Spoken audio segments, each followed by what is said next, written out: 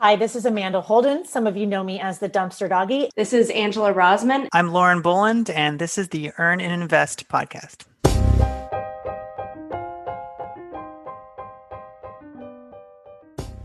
My mom is my hero. When I was 8 years old, my dad died, and my mother took on the role of both parents. She was the one who cooked and cleaned, but also did the finances and was the wage earner, the professional for the household. When I made it into the city Little League baseball team, she was the one who grabbed her glove, went out, and played catch with me. Later on, when I went to college, I had a very different experience with women. My peers, I found, had suffered from physical, sexual, and emotional abuse from men, had in many ways become victims. And this was something I had never experienced. And I had a lot of trouble reconciling that vision of my mom, the hero, with that of my peers that I met in college. And this wasn't just one or two of them. This was the majority of women who I interacted with. It was only as I got older that I realized that these two visions I had of women were actually housed in the same people. There is no duality innate to women. It is a duality that society has imposed on them, that we have imposed on them. And I can't think of a better time to celebrate all that women have accomplished, as well as pay homage to all they have suffered through, than today, March 2021, Women's History Month. And speaking of Women's History Month, in 2020, I think many of us did a lot of self-reflection. For many, it was around personal growth, maybe career choices, personal finances, you name it. One topic that has really surfaced post-2020 is giving back. How can we make a difference in someone else's life, and is it possible to do good for others while actually making money? I'm really glad to share with you that our new partner, Equity and Help, literally, helps you do exactly that. Equity and Help grows your capital while helping others and shows how the simple act of investing can make a huge difference to American families. In addition to their 8 to 12% average return, which is a reward unto itself, Equity and Help makes it possible to help a family in need. Over 50% of Americans spend more than half of their earnings on rent payments.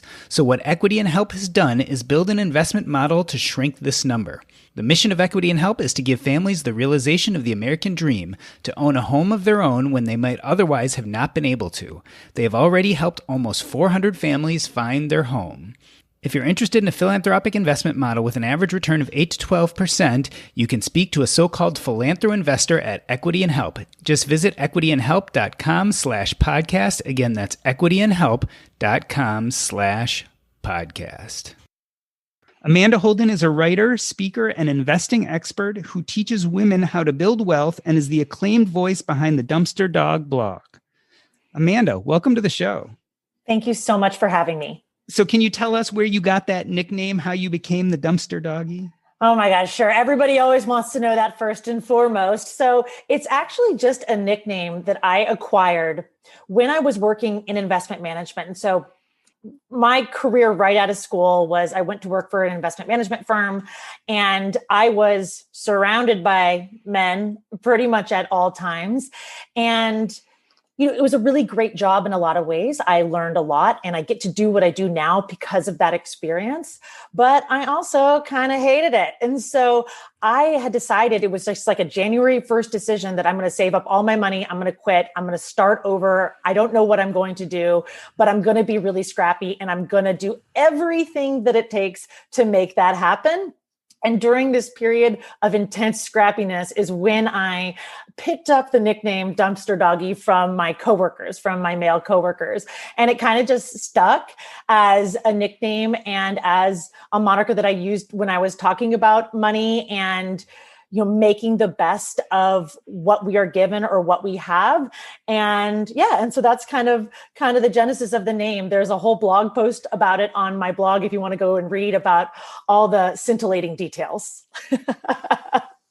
Angela Rosmyn is a Pacific Northwest native, mother, and environmental activist, as well as a writer at Tread Lightly, Retire Early and ecofrugals.com. Welcome back, Angela.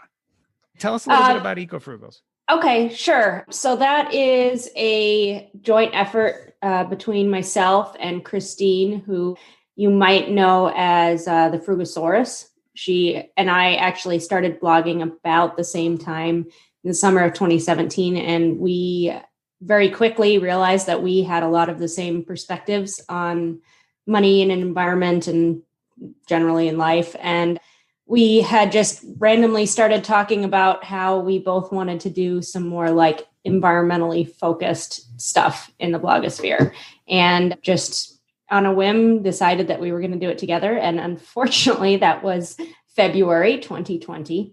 And so pretty much as soon as we had launched, COVID launched locally as well. And we've continued on for about a year now, but I'm hopeful as at some point life settles down, we'll have some more time to work on it. But it's been a really fun project to kind of focus the environmental piece of frugality. So eco-frugal means, the connection between environmental focus and money focus. And we both come from more the sustainability side than the money side, which is odd since we both really started as money bloggers, but it's definitely different to look at things when the environment comes first, not your wallet.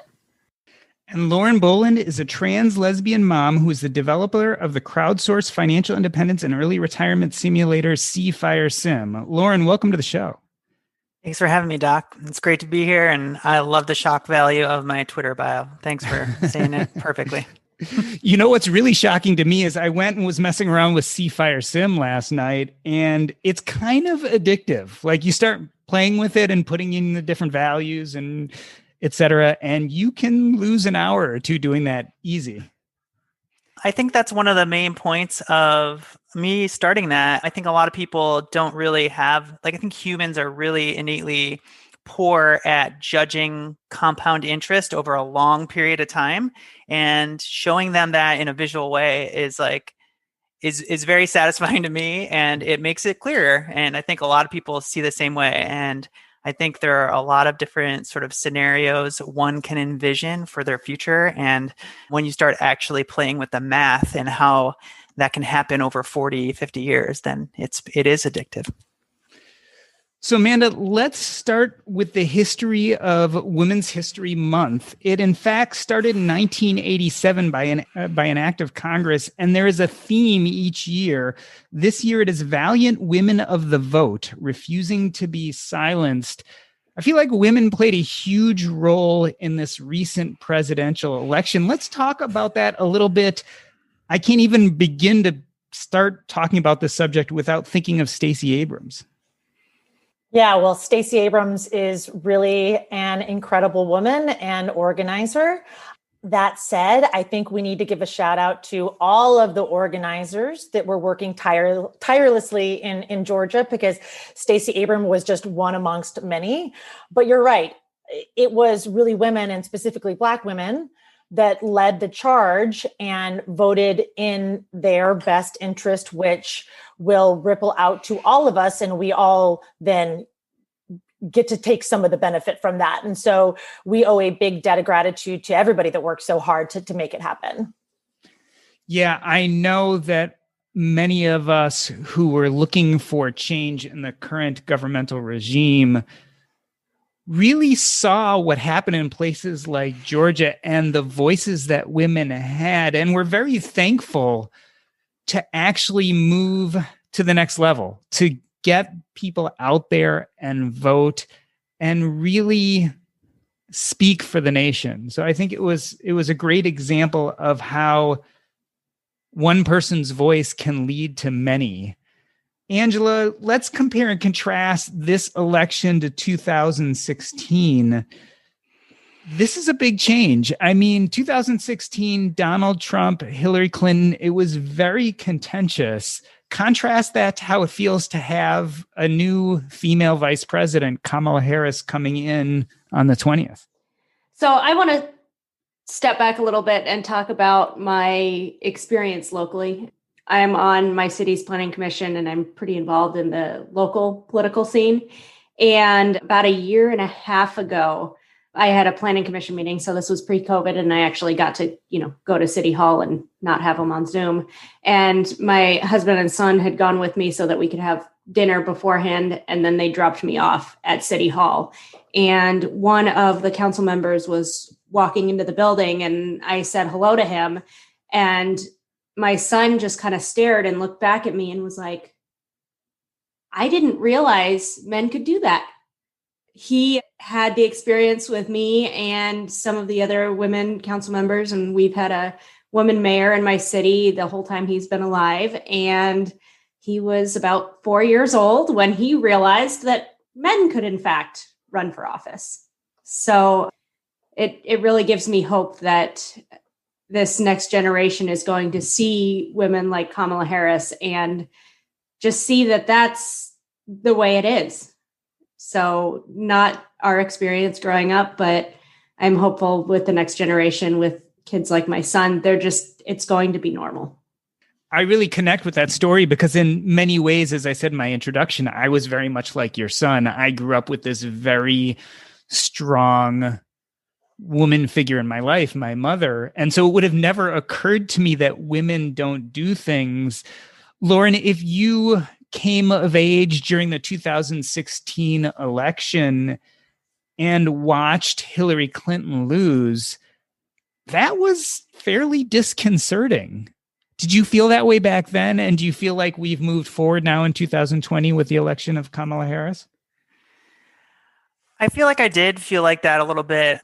For a little bit of context, I have 2 children and they're 8 and 5, and they, were quite young when that was happening. And it was essentially the only presidential election that they had an experience with. And I think that we really went through some sadness when we watched that election happen. And I think my sons were not quite sure, I think, why me and my wife were sad about it. And it wasn't until after the election that we really talked a lot about sort of the past and how not very many women have even run for president, and no one had gotten that far. And I think that they had started to understand sort of the implications of that loss.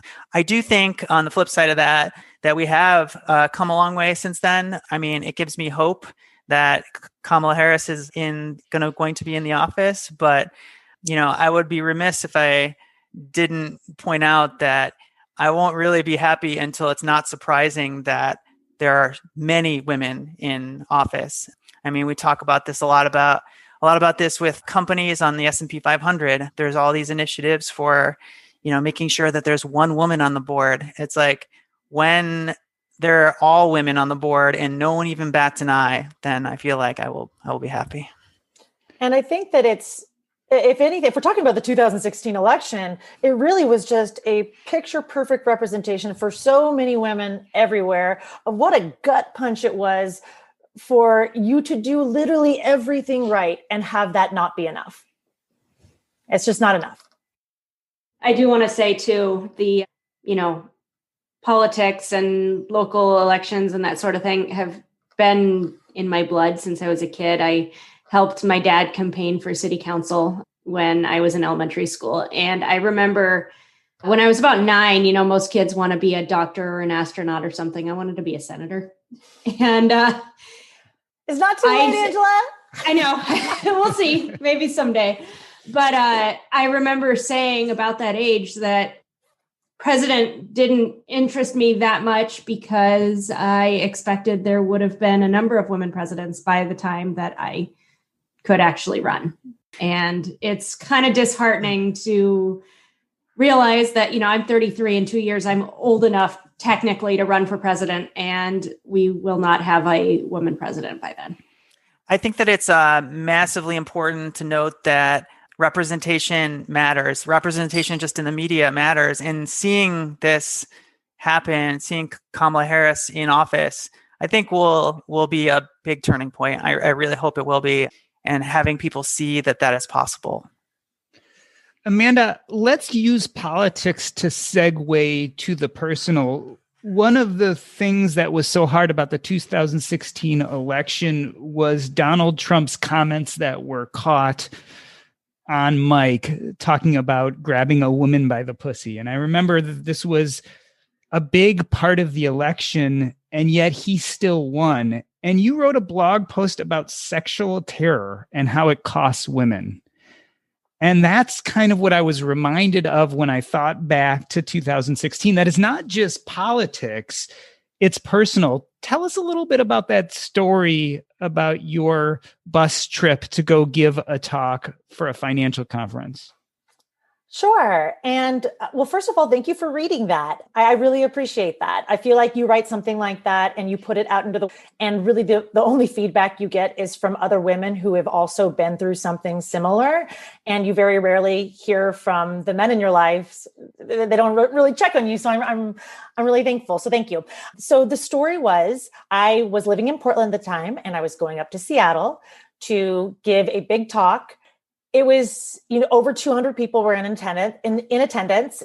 I was teaching about investing. And so, I was trying to get on my game during the bus ride up to Seattle.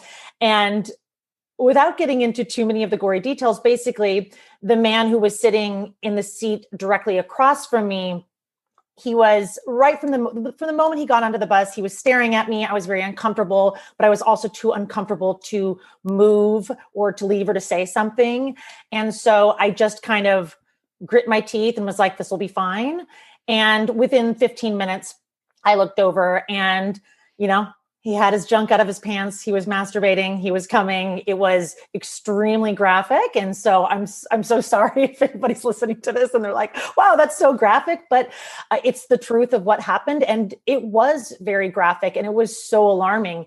It truly set off my fight or flight mechanism. I sprung up, ran to the front of the bus, because your immediate reaction as a woman is, oh my God, is he going to hurt me?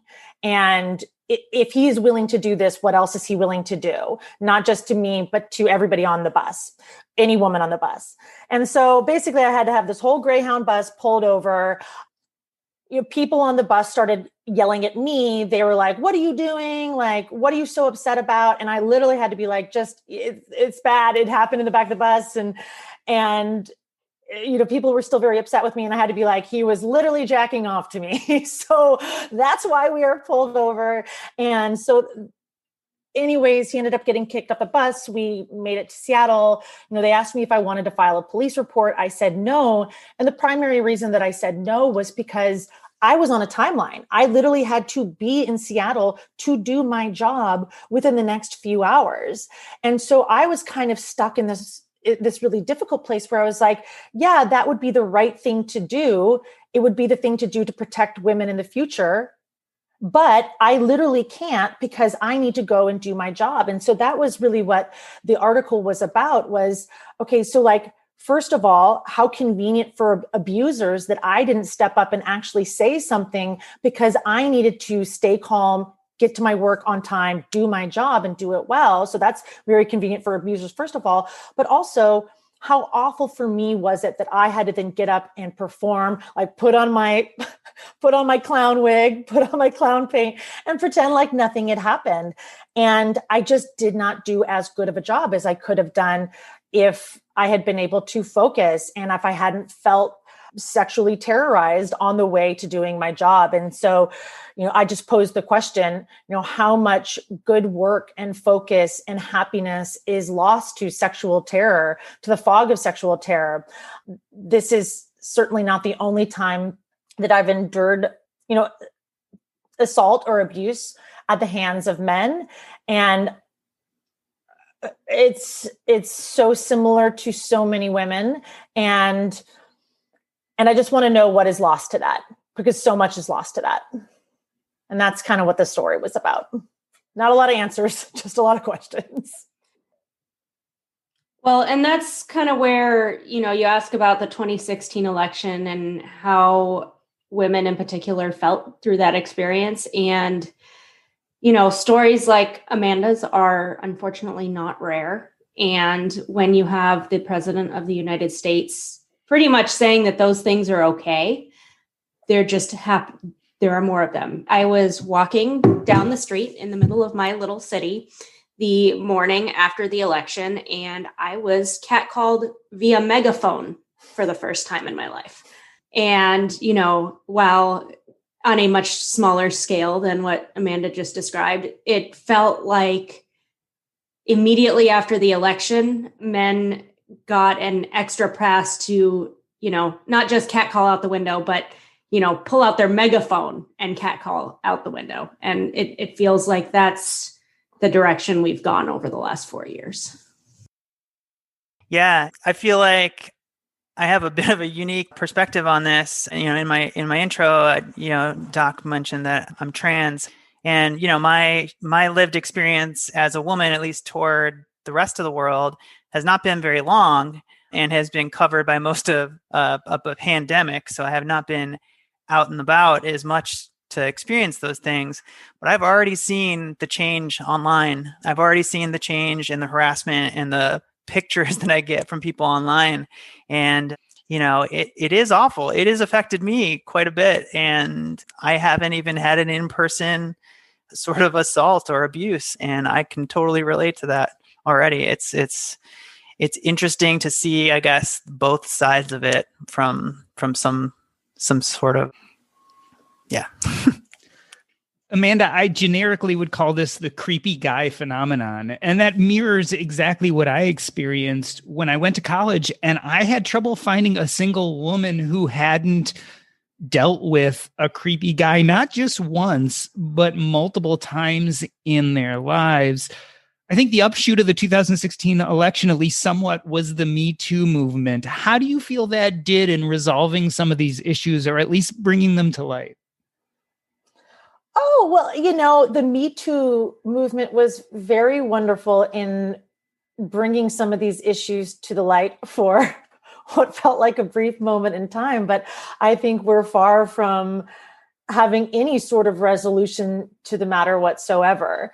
It seems that what we see happen continually, time and time again, is that these issues are brought to light, bad men are called out, and really there's never any sort of justice. And so there's not justice for women. There's constant victim blaming. I mean, just a constant, let me even give you just like a small example. So separate from the incident we talked about earlier, I was physically assaulted and I had an attempted robbery in the streets of New York at the beginning of last year.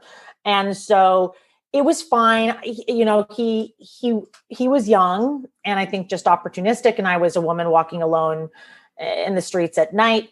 And I mentioned it on Twitter, and the number of men who came back at me with essentially blaming me for the incident. And they don't think that that's what they're doing. But when you tell me that what I need to do is learn self-defense, when I tell you about me getting attacked on the street, you're really not getting to the core of the issue. The core of the issue is we have got to figure out a way to make men less violent towards women. And that's not what we're getting at. And that's not what's happening.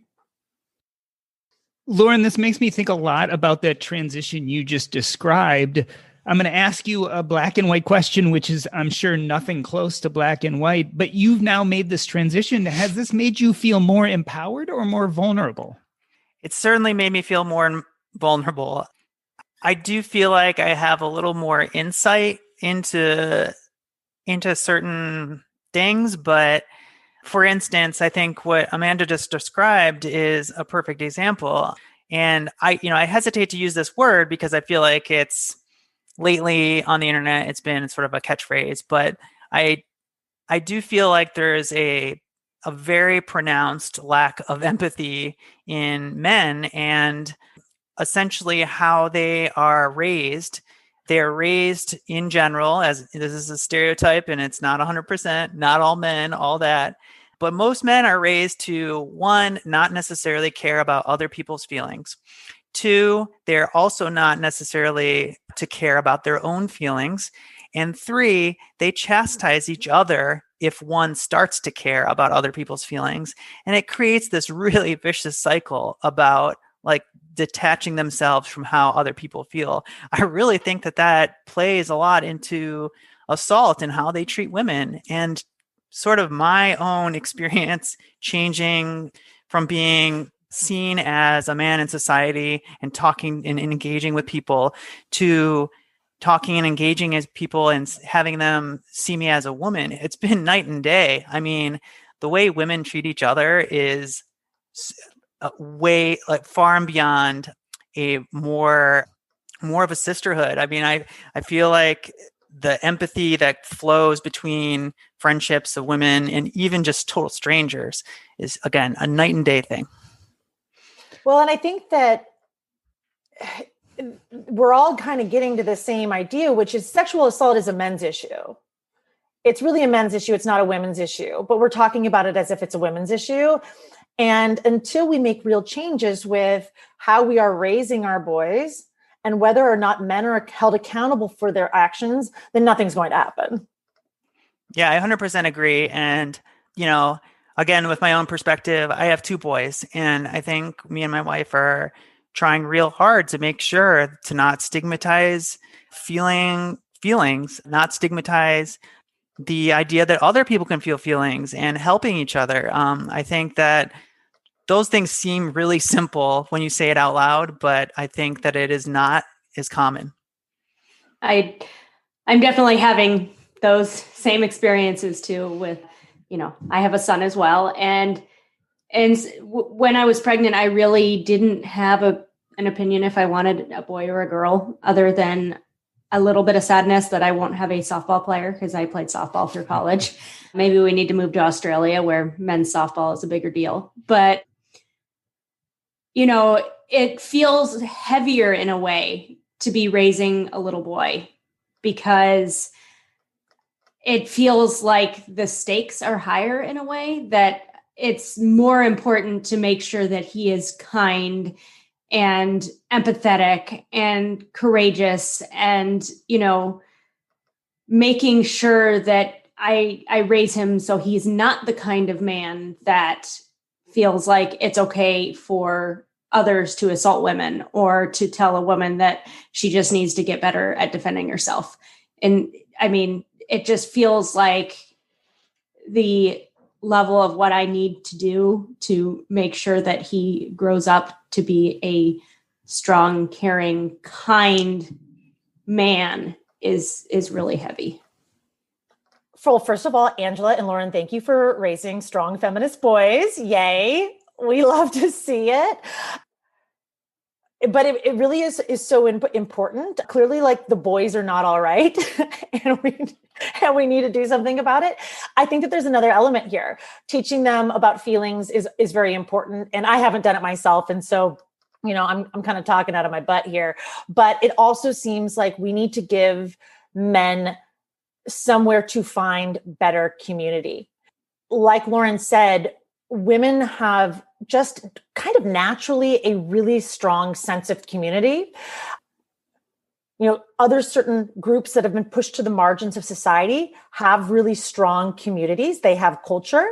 And I think if we're being honest, men, and in particular white men, don't have community and culture for which they can latch onto. And that leaves them flailing. As of this recording, just 2 days ago was the attempted coup at the Capitol building. And what we saw, or at least what I saw, my version of events was this is a lot of white men who are desperate to belong to something. And so we need to talk about that as well.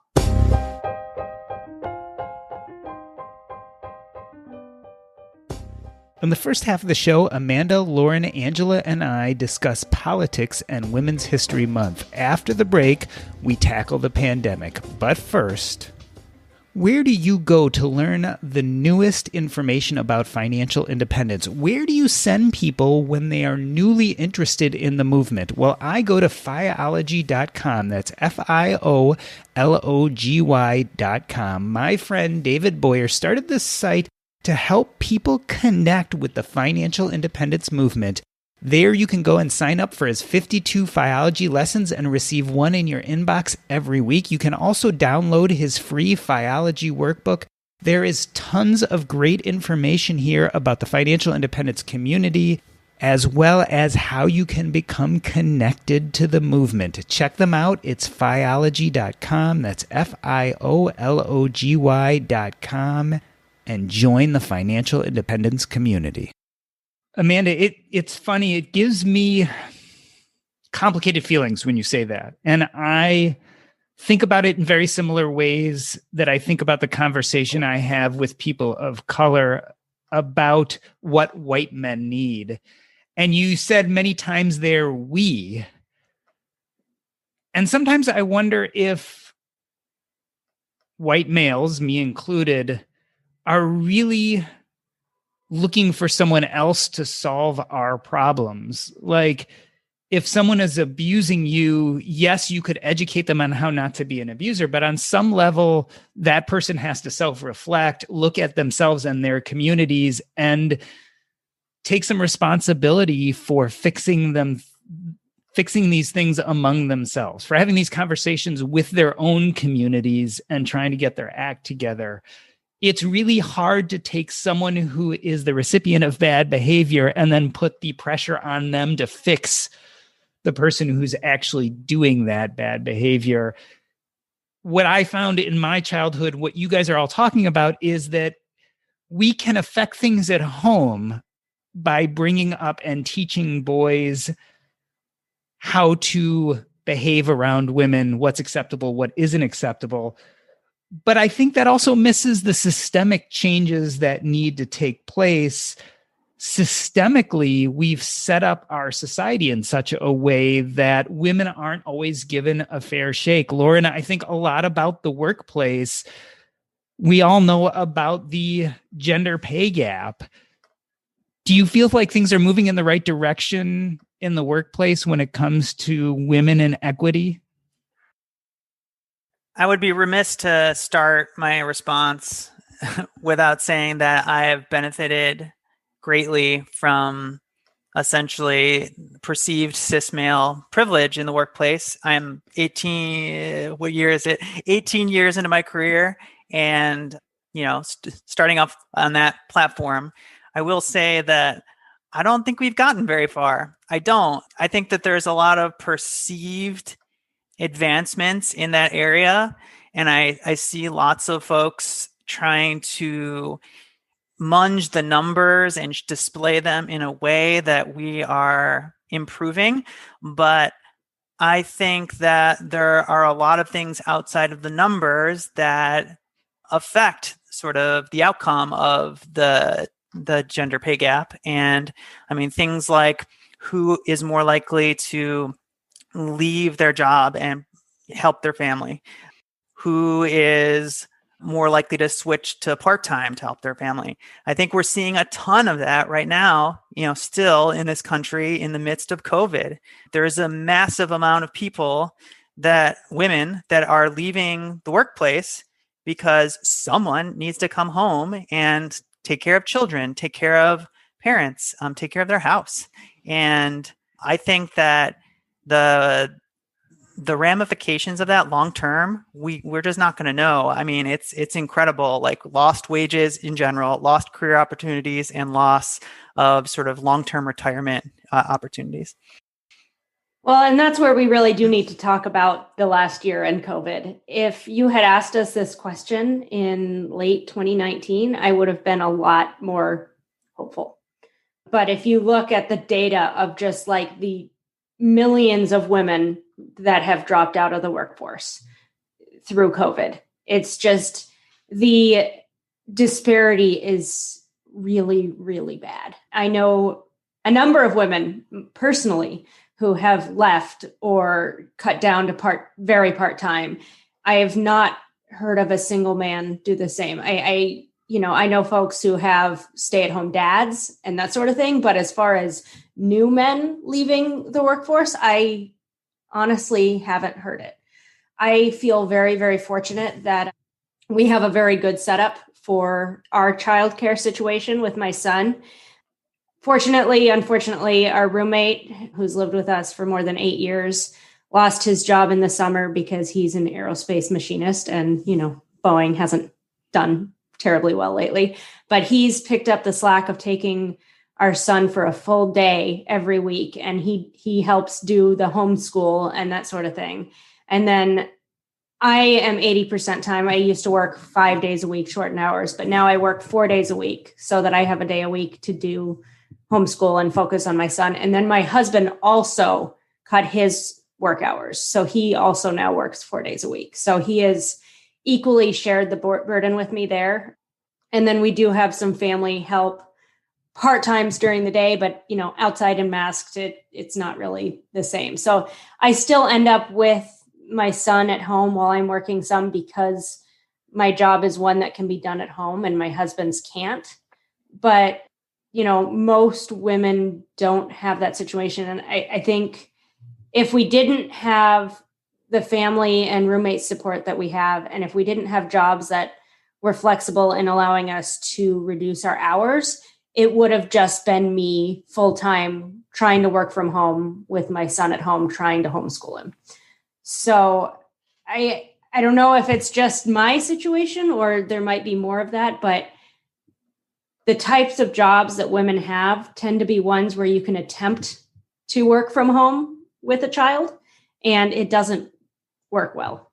So I don't know. There's just, this last year has been just brutal when it comes to women in the workforce and the long-term expectation that women are the ones to drop out. And, if something's got to give, it's the woman that gives.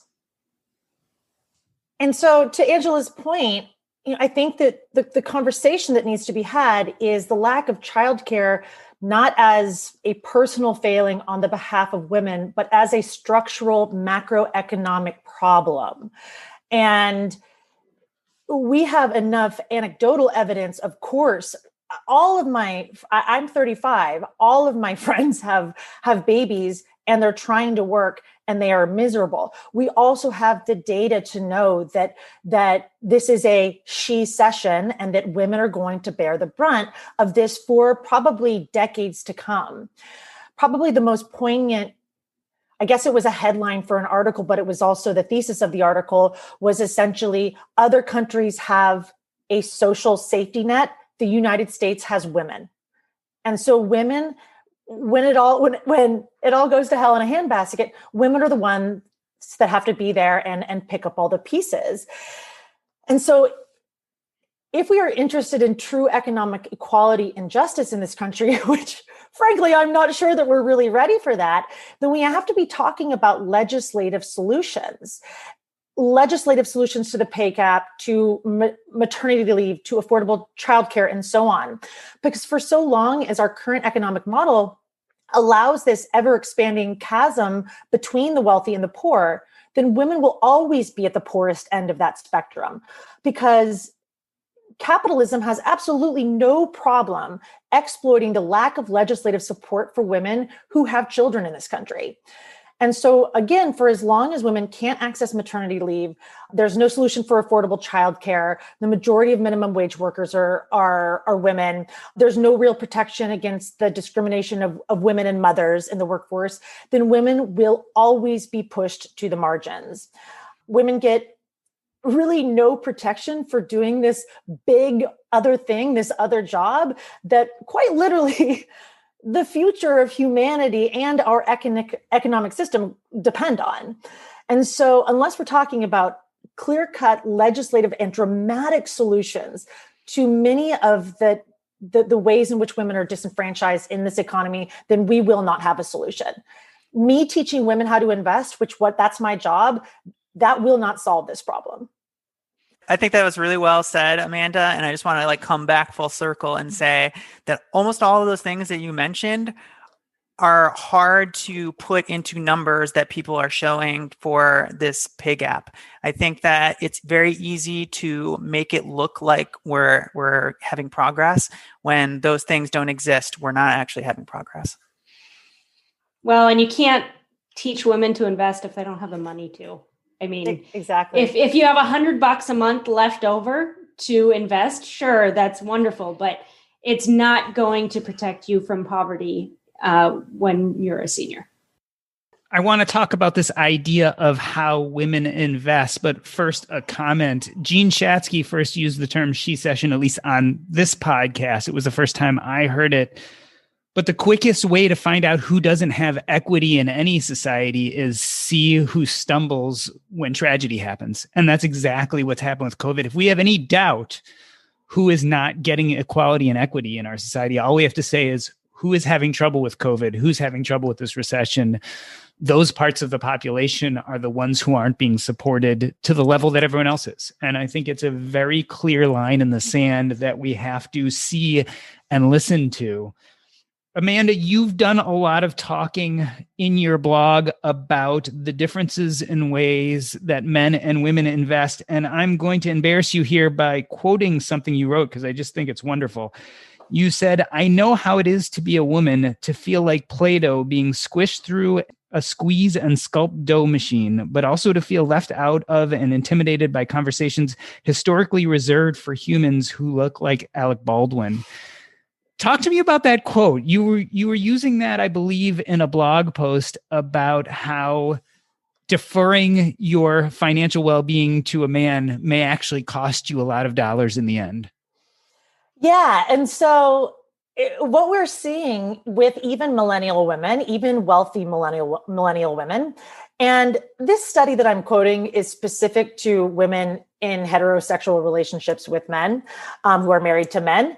They tend to defer the investment planning to the man in the relationship. And so I believe that what I was trying to get across in that particular article was like, hey, ladies, I know that we are so tired and so busy, and we're trying to do so much.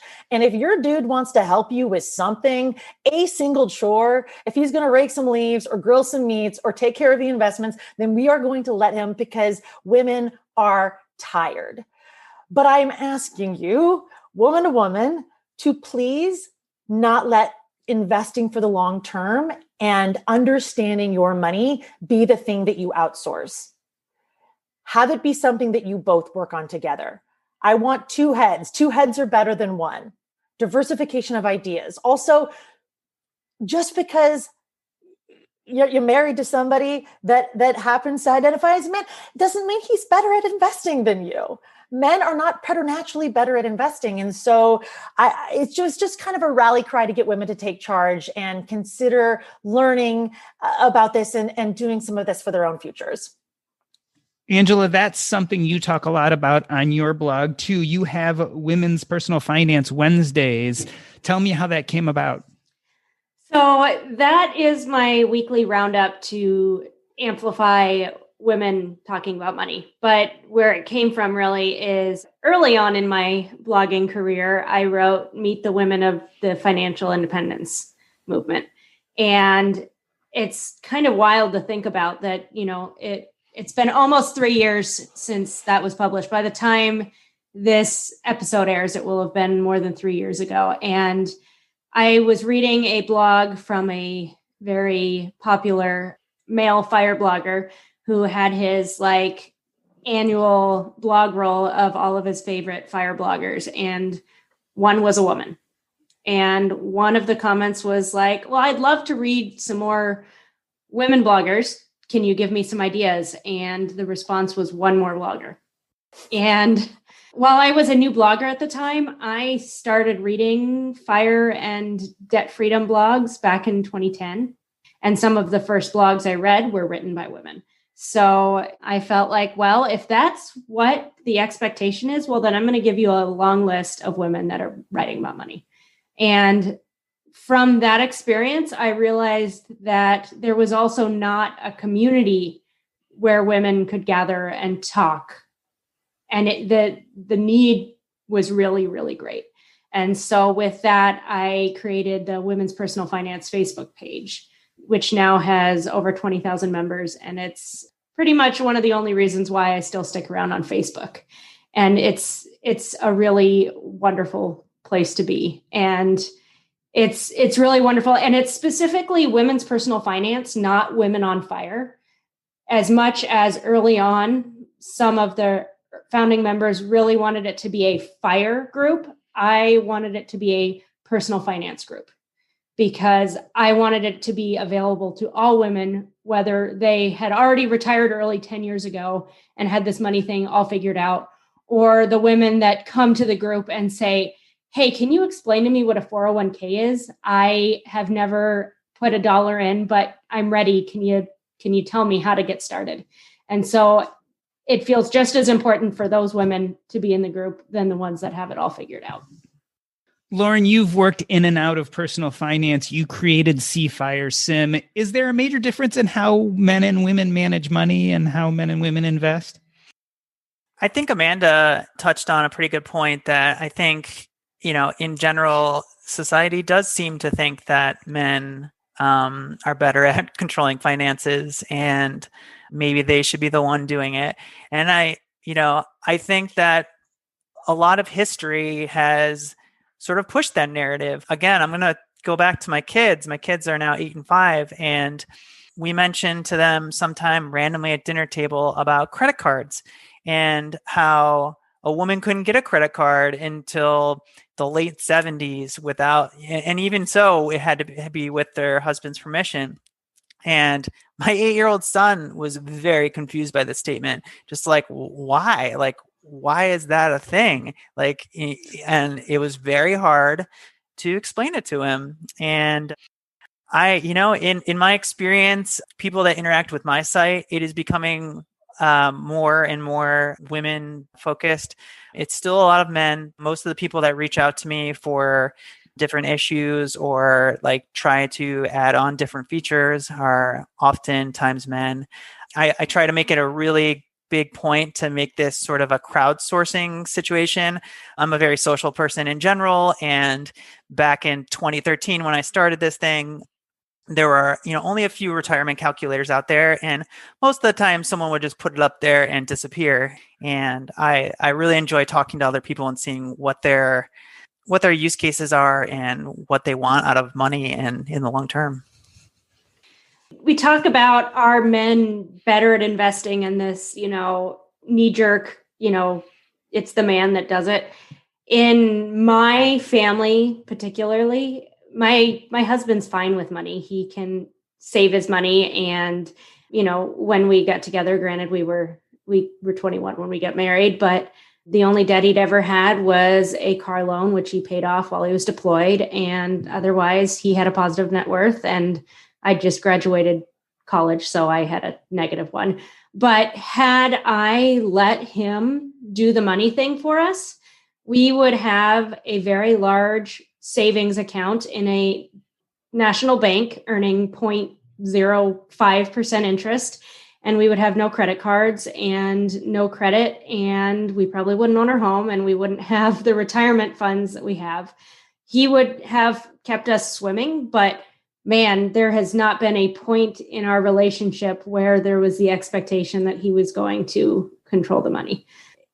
From early on, I think the expectation was also that I would always be the one to have a larger income. And I realized that is somehow still a thing, that there are men that are insecure about women earning more money, which to me makes absolutely no sense. Why would you not want more money in your relationship? But I married a Marine who is very much a man's man, but there has never been a point in a relationship where he has felt emasculated by me being the one controlling our finances and me being the one bringing in a larger income. So there's no automatic, just because he's a dude, that this is something that should be hard. And so I'm only going to challenge you on that, Angela, a little bit, because I've been challenging myself on this idea, because I have a very knee-jerk reaction to when I hear the same stats as the ones that you're quoting about men not being able to handle it when their lady makes more money than they do. And my initial reaction is, that is so lame. We're on the same team here. Get your shit together. Come on, guys. But the more empathetic side of me, in trying to really understand where is this coming from, again, back to how are we raising our boys? We're raising our boys to believe that they have to be the ones to care for their families. And if they're not able to do that, then it is emasculating to them. And so something culturally has to change there as well. Because just like what is happening in your family, Angela, where instead of adhering to traditional gender roles, what you're doing is just what you're good at, which is the way that it should be. Unfortunately, that's just not the ethos of our culture in the United States of America. Yeah, and I think in some ways we almost have to change the way in which we look at words like masculine and emasculating. Because I grew up in a woman-centered household, I don't know if I grew up with those common held beliefs of what makes a man a man. So for me, things like physical strength were never nearly as important as emotional strength or being there for your family. So when I think about what makes me feel like a man in my house, in my household, it's being there emotionally for my family when they need me. It's kind of fulfilling those roles. It is true that making money does help me feel like a man in some ways, but it's more the fact that I'm supporting and being there for my family, not that I'm bringing in a specific paycheck. But I think that we all have to look at what we see as masculine and maybe redefine what that means in 2021. Well, and I was having a conversation with one of my friends yesterday, and she and I both have only children, both boys. And we got into a conversation yesterday about how she was saying some of his traits she thought were of him being an only child. And I really pushed back on that because in the United States, having an only child is still like a weird stigma in a lot of ways. And there are a lot of traits that are portrayed as being only child traits. And really, I'm the oldest of four. You could probably label plenty of traits of mine to be only children traits. And I think that has a lot to do with also the masculine and masculine, like what labels do we put on people? And really, it's who is this person? Like their self is going to really control that more than do they identify as male or female? Are they an only child? Are they one of seven? Did they grow up with a 2-parent household? Did they grow up with their grandparents? Did they grow up in foster? There are so many different pieces to our identity, and to try and pigeonhole, well, that's an only child trait or that's a male trait, really limits us, I think, as people. But do you not think that children are being socialized into having male traits or female traits? Oh, I do. And I think that's also with like saying, oh, well, that's an only child trait. I think it then perpetuates. Well, of course they don't want to share their toys because they're only children. Not, oh, of course they don't want to share their toys because they're 4. Because they're greedy. Yeah. So I mean, it's one of those weird things. It's like, how do you change that at a community-wide level? I mean, I'm doing what I can to make that change within my own sphere of influence, but I can't control the kids that live in New Jersey that I've never met and I don't know their parents and their social situation. And when you really think about it, when you step back, the fact that just even in the United States alone is 350 million people, trying to make huge, massive shifts it's really overwhelming sometimes, because when you realize how hard it is to just like make conscious choices to guide your own life and the lives of people that you're connected to, it's really big to try and think about it at a nationwide, global level. It is really overwhelming. And as like you can imagine, I've thought about gender quite a bit. I mean, my entire life. And, it boils down to, I really do think it's frankly just silly that certain emotions or certain behaviors for children are being sort of pushed on them as a specific gender. And I think it hurts everybody. I want to hope that as we go along and more people are doing this at a small level, that eventually there will be just a tidal wave of change and, things will sort of rewrite themselves.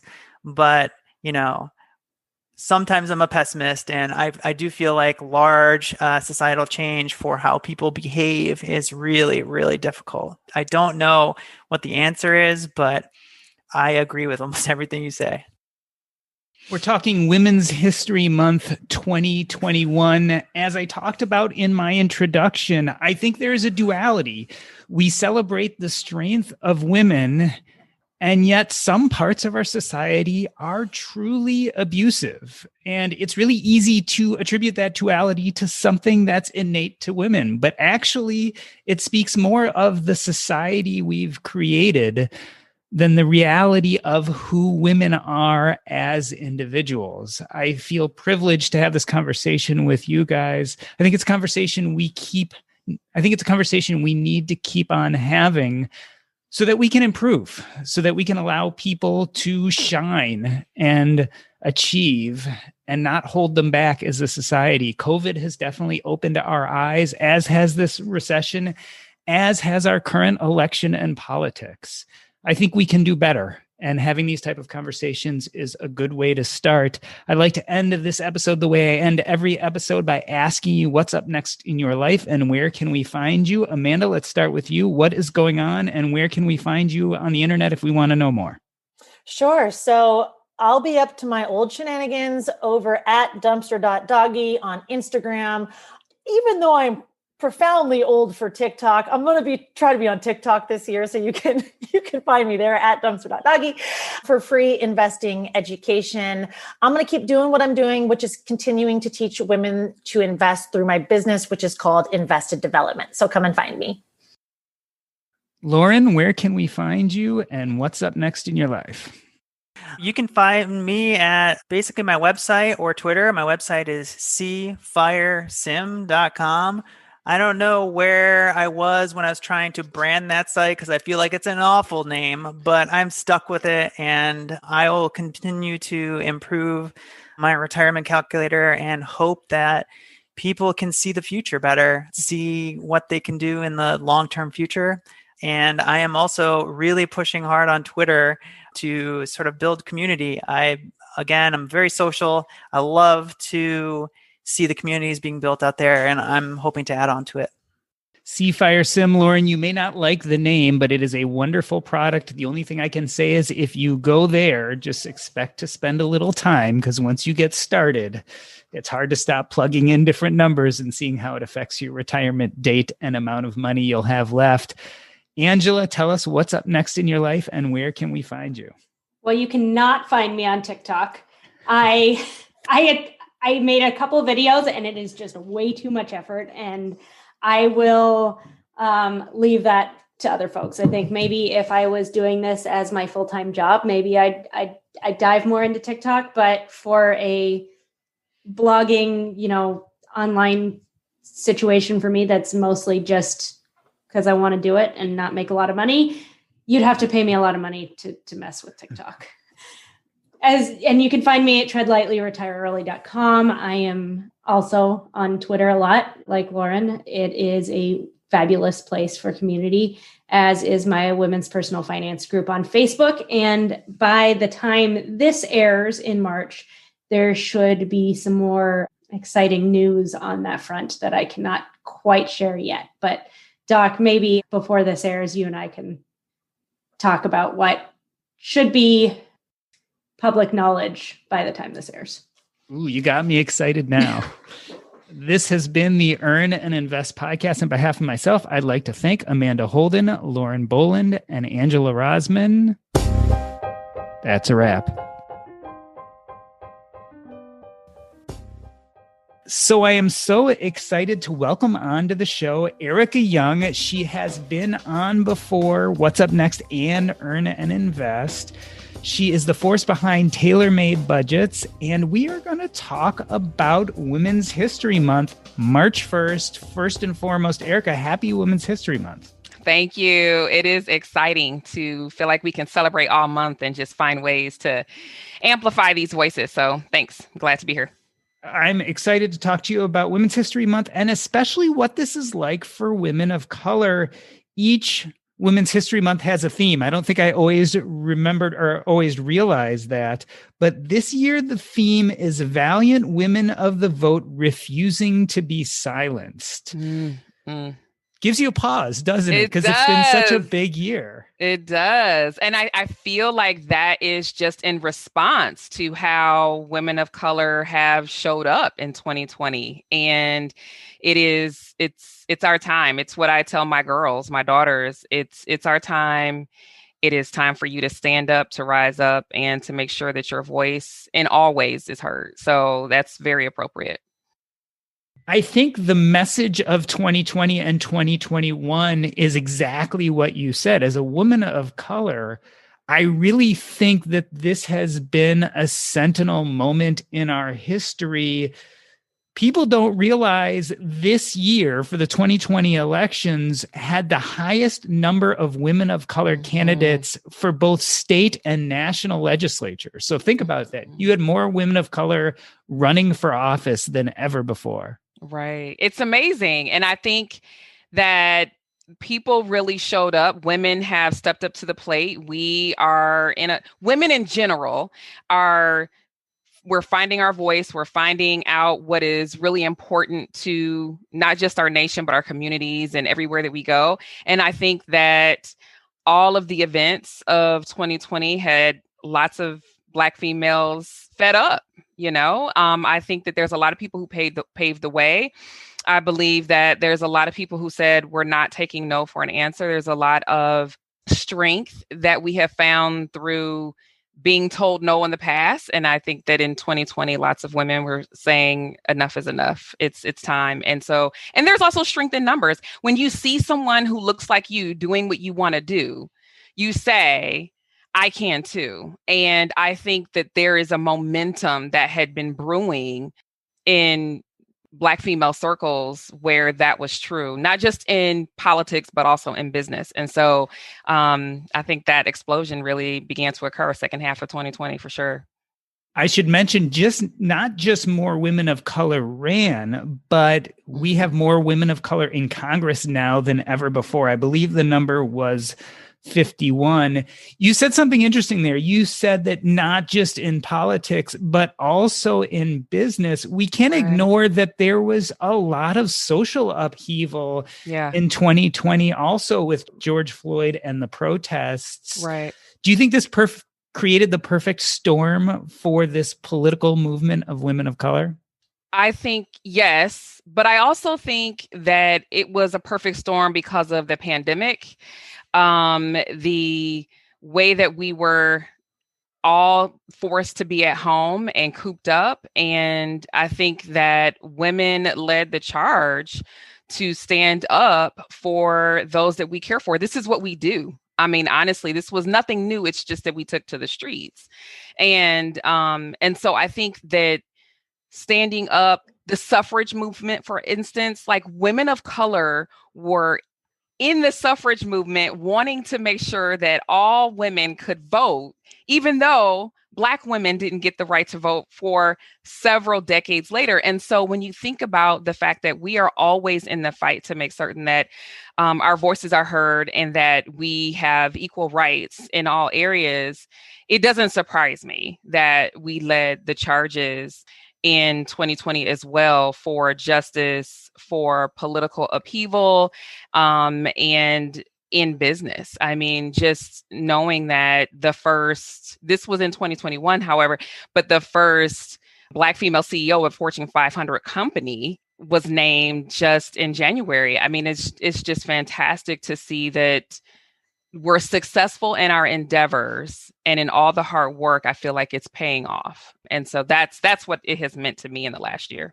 I know it sounds like almost a silly question, but it's one and the same battle in a sense, right? Whether you're talking about the politics or you're talking about the business, social, political rights, it all goes together. It absolutely does. I mean, if we make advancements in one, then many more women feel like we can make advancements in other things. And so just simply knowing that I can tell my girls, my daughters, literally, you can do anything because the glass ceiling has been shattered by Kamala Harris for all women. That doesn't mean only in the political space. It means that if she can do this, you can do anything. And that is an important message for all women of color. I want to talk about Kamala Harris in a moment, but before I do, I've seen it said in articles that women of color are now the largest voting bloc. And of course, that brings to mind people like Stacey Abrams, who are really in the community and organizing. I think if you were a politician and you were ignoring that populace, Stacey Abrams must have opened your eyes. Absolutely. Just what happened in Georgia, not only with the political elections, with the presidential elections, but now with Congress too. Absolutely. I was going to mention Stacey Abrams because I believe that she really became the force of reckoning. I believe that she's a big reason why Black females felt they could. There's something to be said for the fact that her feat, like the things that she's doing on the ground in the last year, 3 years, even since her gubernatorial race, it has made a tremendous difference in this particular presidential election. And to have her on the ground doing all of that grassroots effort has made a difference, not just, like I said, for the presidential election, but for many different elections. Women felt they could because she did. And that is huge. Even though she didn't win that race, her fight was what caused other women to believe they could. And that I'm thankful for. So no fight, even if you don't win it, no fight is without the rewards in some ways. And so I'm thankful for her really being open and forthright about all that she went through as well. Yeah, it's actually pretty stunning, the fact that she lost her own race and yet through organizing had such an impact really on the national stage the way she did. Absolutely. Absolutely. And I have actually said this to people that I think it was wise for her to stay in that vein and not actually be the vice presidential nominee. We need her on the ground. I mean, maybe in the future, we would love it, but right now it has been pivotal and critical for her to be doing all the work that she is, because without her, I mean, there's so much more work to be done, to be honest, to be fair. There's so much more to be done. But the fact that she has, in the pandemic, single-handedly, she is the person we turn to when we think about fair races and all people being able to have access to vote. And so hopefully that continues to improve because we still do have a long way to go. It's an interesting dichotomy because we have people like Kamala Harris who are out front and center taking on this huge political role. But just as important, maybe even more important, are those people who are playing the behind the scenes roles, who are stepping up every day and organizing.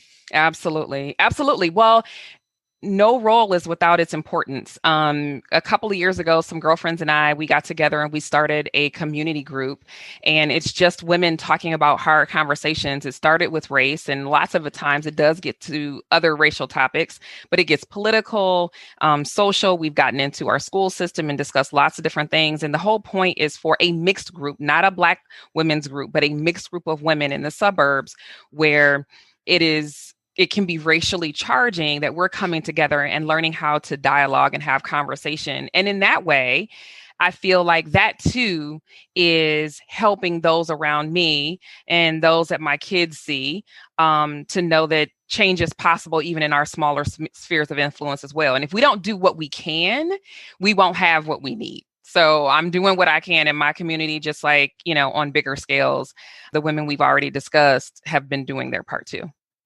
Let's transition to discuss Madam Vice President Kamala Harris. I want to talk about that moniker, but before I do, what did it feel like when you found out that Biden and Harris won, knowing that there'd be a woman of color in the White House? I'm getting chills right now, and I definitely cried, and I called my teenager. Well, she's 21 now. I called her, and I didn't think that kind of emotion was going to come. I'm not a super political person. Like, I don't like to get super emotional about it, but I think the whole moment of change, the whole moment of knowing that what she did made it possible for all women. And it wasn't just that she's a Black female. It was that ceiling was broken for every woman.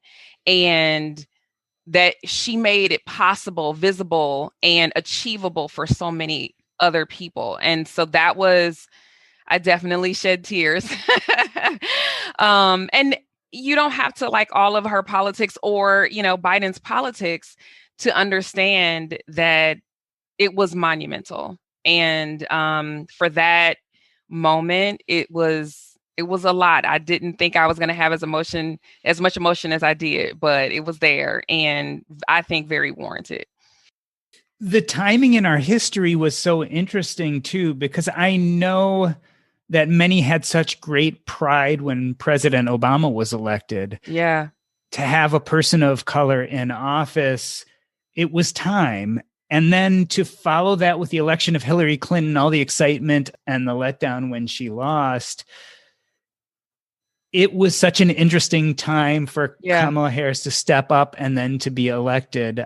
Yeah. Did it feel different for you? Can you compare and contrast a little the difference between when Obama was elected and when Harris was elected? Absolutely. So it was kind of the weird thing about it is that I definitely cried less when Obama was elected. I think that's interesting.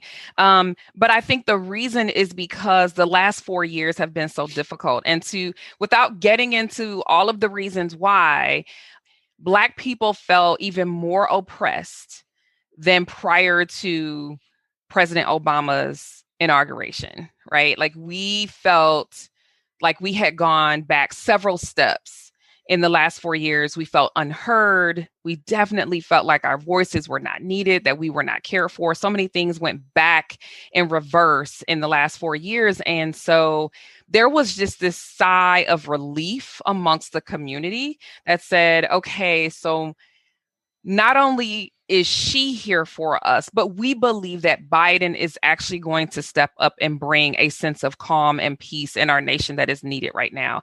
And so the division that we had at such a heightened point is the other part of that emotion, is that I want to feel like I live in a safe place. And there were lots of times when I just was not sure, was today a safe day to go out of the home? And that it should not be the way that we think. All of us, every American should feel safe. And that is, it was in jeopardy. Yeah. And I think there was a letdown after the Obamas left the White House, regardless of who came in after them, because they were very much seen as the first couple. Yeah. So you had also Michelle Obama, who really felt almost like an elected politician, although she wasn't. And I think for many people, there was a high coming off that time. Yeah. Yeah, absolutely. I think that in and of itself was something that many African Americans, wanted to achieve. It was like a compliment to say, you're just like the Obamas, or, okay, Mama Michelle. There would be these terms that were said amongst us because they were definitely seen in a good light. There was the controversial things that happened in his presidency had to do with very small things. I mean, to be honest with you. And so when you think about the pedestal that I will say we did put them on that was definitely different when they left. And so it was challenging. That shift was challenging. And I don't think people really recovered, to be honest with you. So before I had made a point of saying Madam Vice President, you did a Facebook post about the importance of that word. Tell us why it's important and what it means to you. Yeah, Madam Vice. I mean, this is the first time we get a chance to say it. I honestly really love hearing the respect that is there when you say madam. My daughter has been president of her class for a few years. And so, she continues to get reelected. And so they call her Madam, President and Madam Prez. And it's a term of endearment, but it is also respect. I think that is what is due in that office. And then also, I just love that we've got a first gentleman. Like, I just love that there is a strong man who is not behind her, but beside her, and who is in support of where she is and what she's doing. And I think that our nation needs to see that as well. Not every person in leadership needs to be male. There can be a female in leadership and a male beside her that has helped her to get to that spot. And I think that is something we need to see. I love it when we're able to turn the tables, and it makes people think about how do we handle this newness, right? This new way of being. And I think that is awesome. So Yeah, she deserves the title and we need to say it. Up into this point, we've really been talking with pride about women of color and the political strides that occurred in the last year and a half. The other side of our history right now is this COVID pandemic, which has really hit people of color in general and women of color, even I could say worse. Talk about what it's been like watching this pandemic and how it's affected society over the last year as a person of color. Yeah. I will start with saying that I'm thankful it hasn't devastated my personal family. We have had family members, elderly members who have had COVID. I have a cousin whose mother did pass away from COVID, but no one super close in our immediate sphere, which is good. Very few people in our family have actually had COVID, so that's awesome. But it's scary because I was on a Zoom call with 6 of my good friends, and every single one of us, all of us are Black females, and every single one of us have had someone in our family who has had COVID and been in the hospital with it. All 6 of us. We're not playing games when we say it's hit our community hard.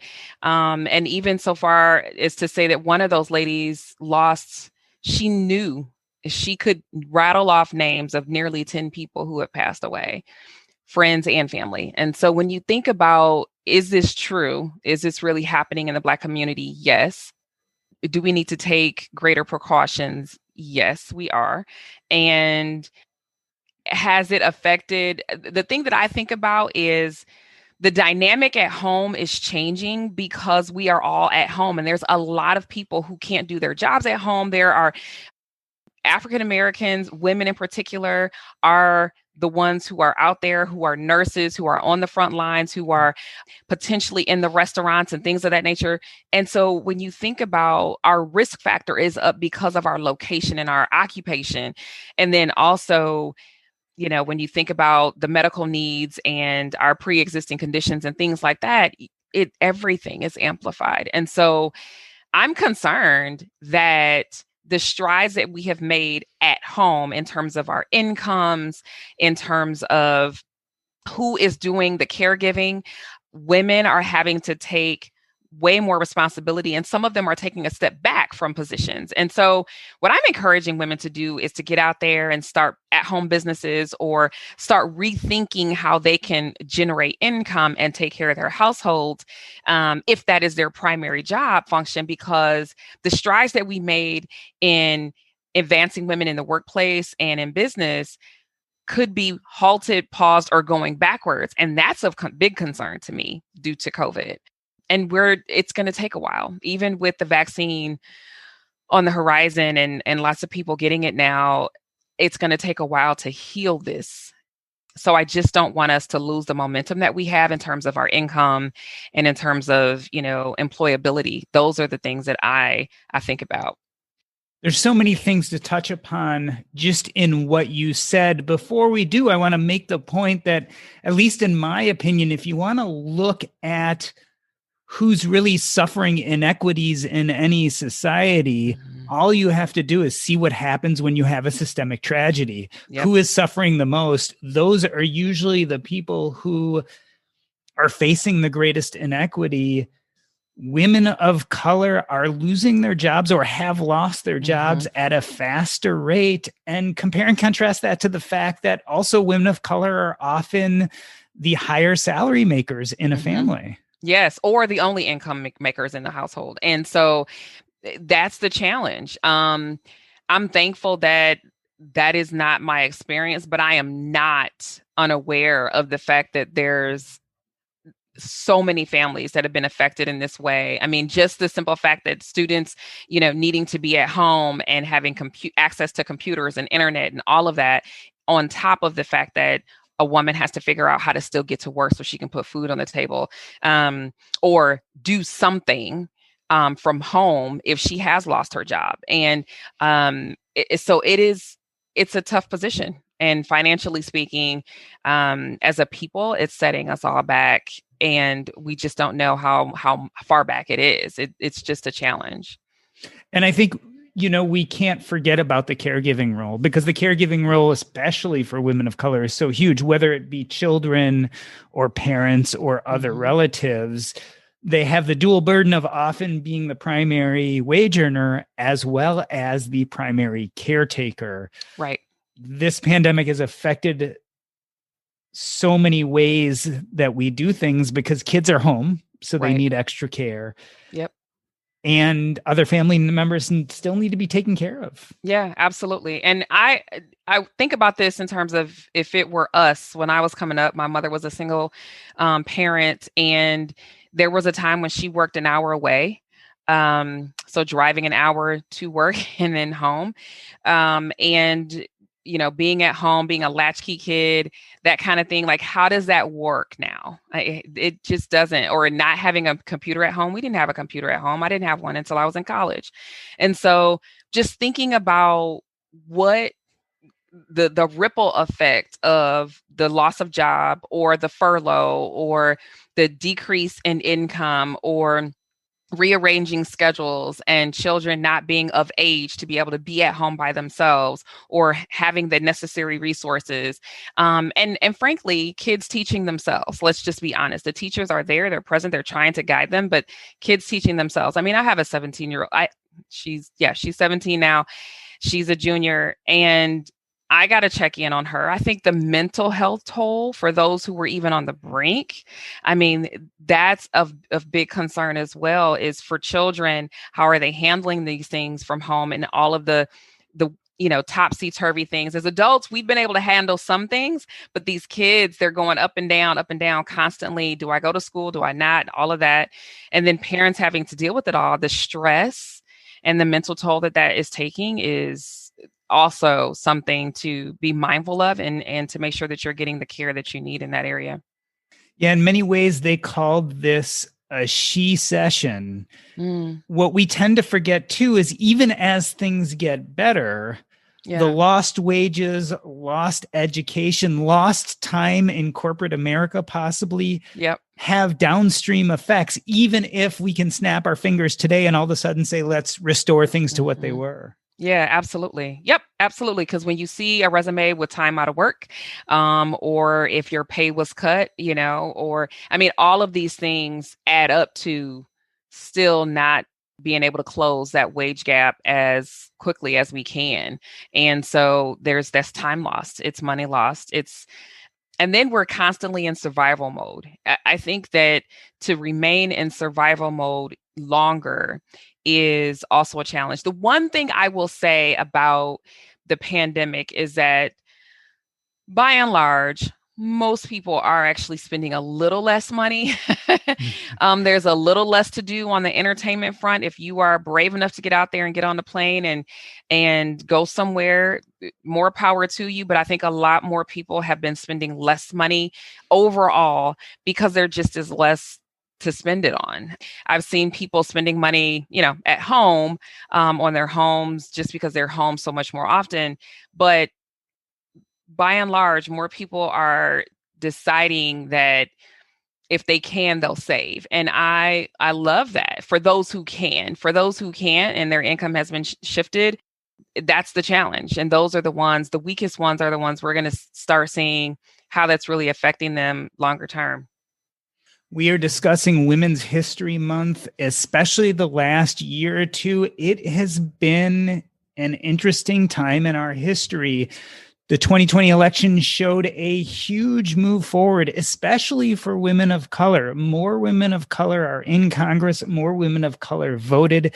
This is a powerful voting group, and it's exciting to see. With all these wonderful things to celebrate, we also have a year where we faced a pandemic, where the inequities in society became incredibly clear as women of color lost jobs at higher rates and had to deal with the stress and anxiety of not only caregiving, but illness. Mm-hmm. I think we have a lot to continue to think about as well as celebrate. Ericka, it's been so nice to have you here to talk about Women's History Month. Tell us what's happening right now on Tailor Made Budgets. What's going on with you?